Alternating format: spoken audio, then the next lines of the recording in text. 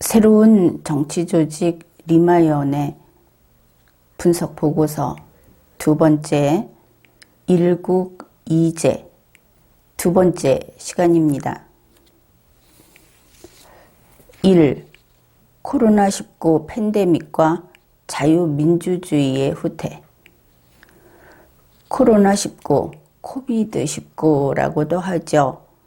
이 코로나19 팬데믹 상태가 계속되고 있는 지구는 2020년 11월 14일 현재 확진 판정을 받은 지구인이 5,380만 명에 이르고 있으며 사망자도 131만 명으로 보고되었습니다. 코로나19 팬데믹 상황에서 각국 정부들은 국민 통제를 실시하였죠. 마스크 착용을 강제하기 위하여 헬리콥터로 위반자를 색출하고 위협을 하는 그런 장면을 우리가 뉴스에서 보았습니다. 거리에서 마스크를 착용하지 않은 사람에게 막대기를 들고 두드리는 그 체벌을 가하는 사례도 보아서 알고 있습니다. 그뿐입니까? 그냥 맨눈으로 육안으로 척 봐서 60세가 넘었다. 이렇게 판단을 하게 되면 군인과 경찰이 그 국민을 강제로 끌고 가서 격리 조치하는 것, 그것을 우리가 뉴스와 영상으로 보았습니다. 외출을 금지시키고 통행금지, 또 일정한 지역에서는 신문을 인쇄하고 배포하는 것을 전면 중단시키는 포고령 발표 그런 것까지 했다. 이런 보도도 나왔습니다. 기술 발달을 악용한 디지털 독재가 기승을 부렸고 세계 곳곳에서 전제 정치가 되살아났습니다. 바로 2020년의 현실입니다. 대한민국에서도 코로나19 방역을 목적으로 국민 개인의 동선을 추적하고 공개했습니다. 그래서 이런 식의 정보 공개로 인해서 가족관계 그리고 사생활 이런 것들이 공중에 온 세상에 노출되는 일이 비일비재했습니다. 다중집회를 금지하는 정책이 특정 종교에 대한 탄압, 또 문재인 민주당 정권의 우호적이지 않은 그런 부류의 대중에 대해 처분적 법 집행의 모습으로 나타나기도 했습니다. 물론 통신회사로부터 임의 제출 받는 형식으로 국민의 스마트폰 위치 정보를 국가 공권력이 넘겨받는 행정 강제도 있었습니다. 2020년 봄 대한민국의 자유민주주의는 위기에 처해 있었습니다. 2. 코로나19 팬데믹은 문재인 민주당의 기회. 코로나19 팬데믹으로 정부의 국민 통제 기능이 확대된 가운데 문재인 민주당이 모종의 영감을 얻은 것으로 보입니다. 문재인 민주당은 코로나19 팬데믹이라는 위기를 기회라고 외치기 시작한 것이죠. 이런 말을 했습니다. 코로나19는 세계 질서를 재편하게 될 것이다. 다 새로 편성한다, 이런 뜻이죠. 우리가 사는 세상을 이전과 다른 세상으로 바꿔놓고 있다. 경제 구조와 삶의 방식 등 사회 경제적으로 거대한 변화가 나타나는 격동의 시기이다.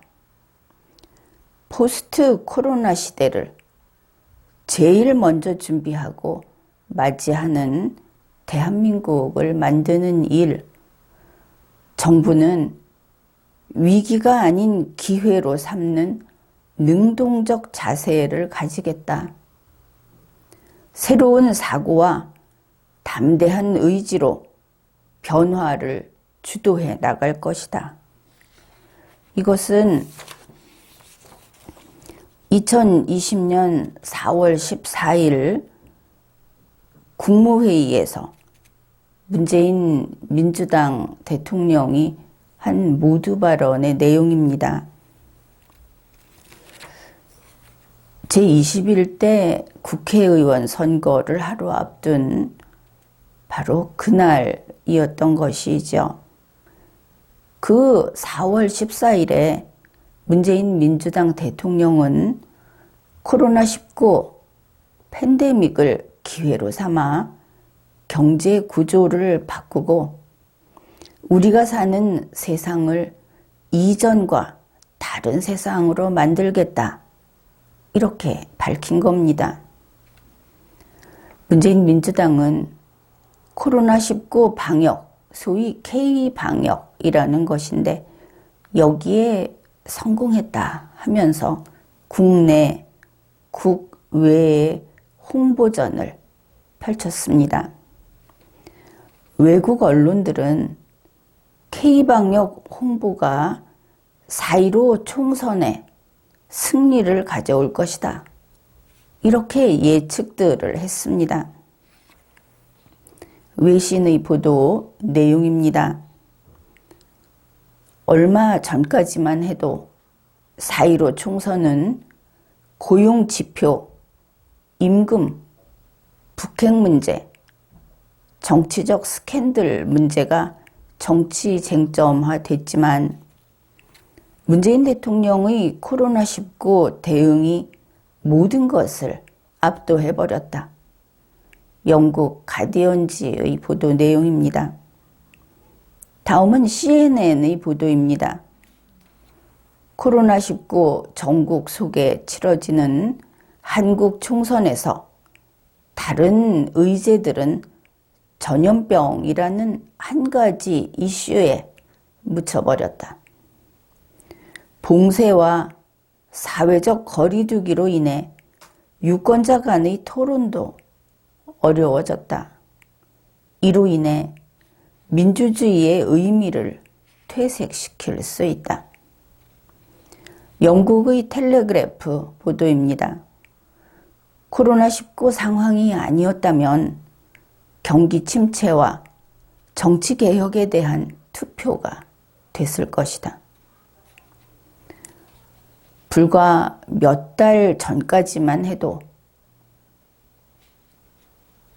부진한 경제 성장과 정치 스캔들로 문재인 민주당은 총선에서 패배할 위기에 처해 있었지만 코로나19 사태와 K방역 홍보로 상황이 바뀌었다 하는 그런 뉴스들입니다. 3. 문재인 민주당 4.15 총선 압승으로 개혁 드라이브. 제21대 국회의원 선거 일정은 첫째, 4월 1일부터 4월 6일까지 실시된 제외투표. 둘째, 4월 7일부터 4월 10일까지 실시된 선상투표. 셋째, 4월 10일부터 4월 11일까지 실시된 사전투표. 넷째, 2020년 4월 15일에 실시된 투표일 투표, 이렇게 구성되어 있습니다. 이 내용은 중앙선거관리위원회의 제21대 국회의원 선거 일정 그 내용입니다. 그 다음에 4.15 총선에서 문재인 민주당 정당 추천 후보자가 대단히 많이 당선이 되었다. 다음은 외국 언론들의 4.15 총선 관련 보도이다. 이것은 이제 4월 16일 중앙일보 보도 내용입니다. 그래서 이제 거기에 나와 있는 외신의 보도, 그것을 살펴보기로 하죠. 먼저 뉴욕타임스입니다. 한국의 선거에서 바이러스가 여당의 압승을 안겼다. 문재인 대통령의 좌파 성향 동맹이 국회에서 역사적 다수를 기록했다. 영국의 인디펜던트지입니다. 정부와 여당이 바이러스를 최대치로 잘 활용했다.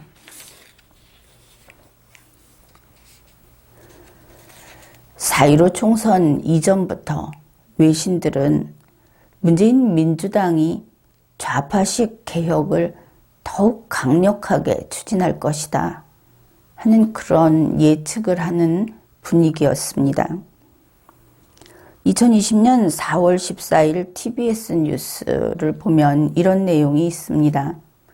미국의 블룸버그 통신의 내용인데, 문재인 대통령이 여당의 총선 승리를 이끌어내게 되면 정부가 추진하는 경제 정책에 새로운 동력을 얻게 될 것이다. 이 결과는 우리가 지금 보고 있죠. 국내 언론에서도 선거가 끝나고 꿈의 180석 현실화, 문재인 정부 경제정책 드라이브 건다, 이런 보도가 나왔습니다. 2020년 4월 17일 한국일보는 이렇게 보도를 했습니다. 여당이 총선에서 과반을 훨씬 넘는 180석을 확보하면서 문재인 정부의 혁신성장, 공정경제, 소득주도 성장 등 3대 경제정책 기조는 더욱 탄력이 붙게 됐다. 특히 경제 살리기를 위한 현 정부의 확대 재정 기조도 코로나19 사태를 등에 업고 한층 강화될 가능성이 커졌다.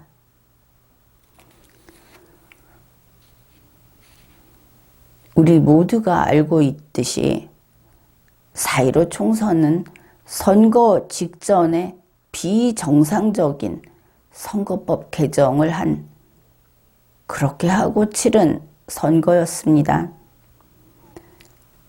선거 직전에 유례없는 선거구 획정을 한, 바로 그래서 게리맨더링 의혹이 제기된 그런 선거였습니다. 선거 이후 몇 개의 선거구에서 선거 부정 주장이 나왔고, 그와 관련된 재판이 진행되기도 했습니다. 결과적으로 4.15 총선에서 압승을 거둔 문재인 민주당은 이것이 참인지 혹은 허상인지 모르겠지만 국민의 강력한 지지를 받았다고 하죠. 바로 그 국민의 강력한 지지를 앞세우고 대한민국의 체제 변환에 박차를 가하기 시작했습니다.